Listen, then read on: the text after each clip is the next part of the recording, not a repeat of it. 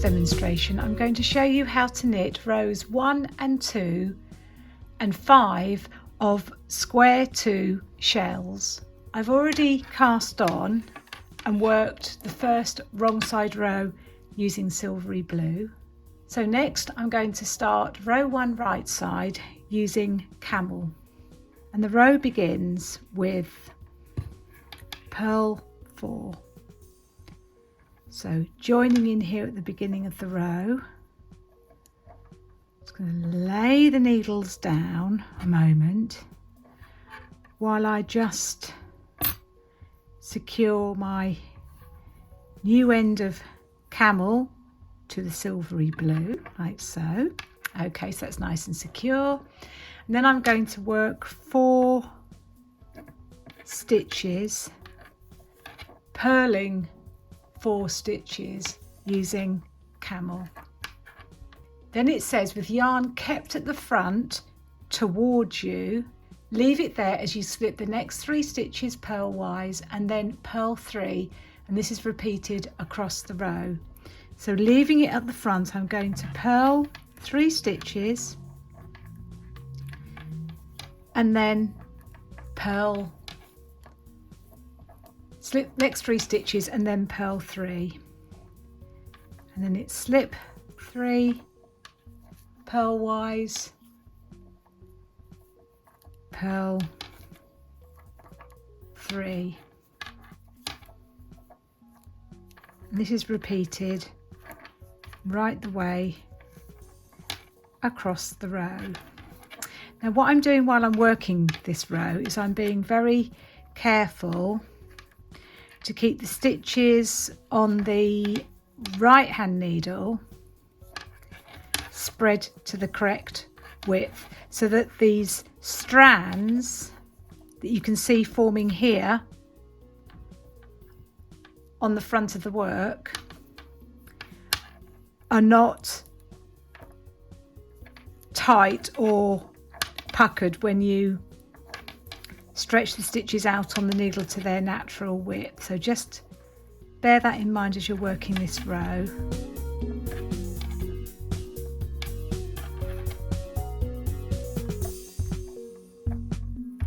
As we get to the end here, it ends with purl 4.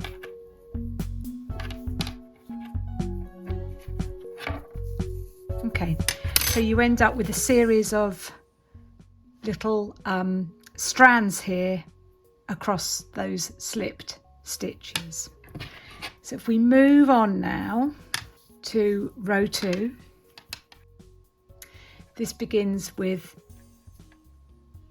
knit 4 using plain. So again, just at the beginning here, I'm going to secure the end of camel to the new end of plain, just to make that secure there at the end, so that edge stitch does not slip off. And I'm going to continue then to knit 4, and then this time with yarn kept at the back, so away from you, I'm going to leave it there as I slip the next 3 stitches, again purlwise, and then knit 3. So it's kind of the reverse of what you were doing on row 1.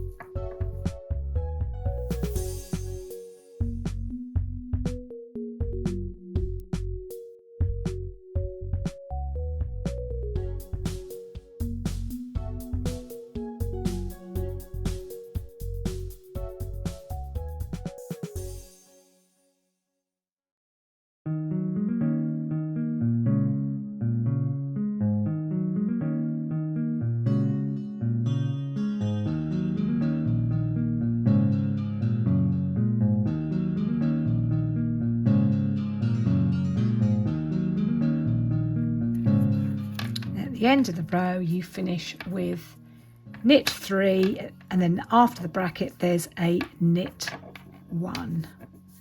Okay, so if we turn that around, you can see now that you've got double sort of strands, one camel and one plain across those slip stitches.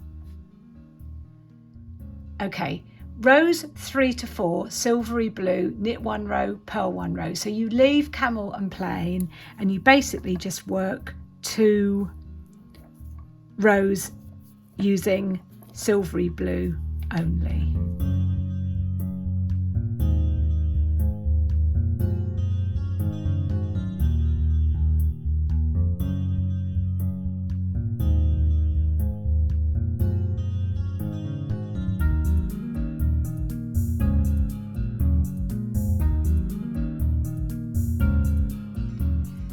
Okay, I've completed rows 3 and 4 and now I'm on row 5, which is where these strands here are going to be picked up to create these really lovely soft loops. Okay, so continuing to work with silvery blue, you are instructed to first of all knit 5, and then it says to slip the needle under camel and plain strands and knit them together with the next stitch. So I come in from underneath, beneath these 2 strands.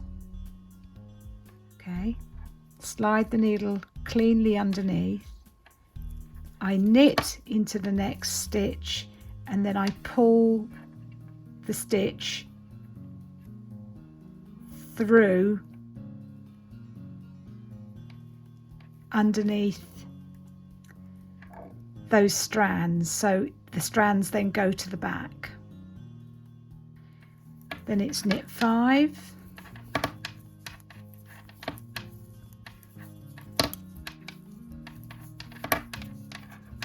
and repeat again. So slide the needle under both strands, knit into the next stitch, pull the stitch through so it comes underneath those 2 strands. Knit 5,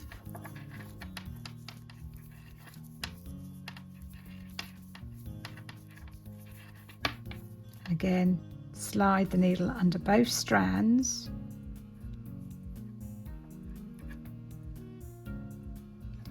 knit the next stitch, and then I pull that stitch through so it goes underneath the strands.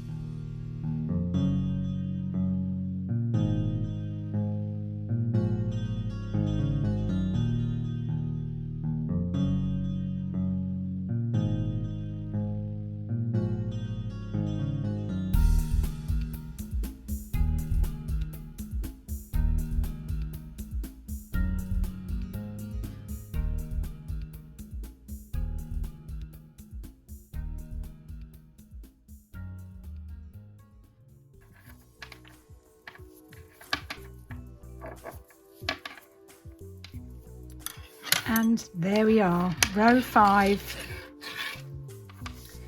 completed.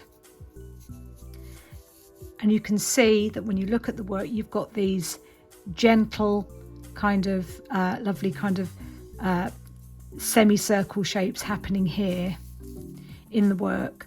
On row 6, when you use silvery blue and you'll be hooking in a bead, and the bead will sit here on this stitch in between these textured loops.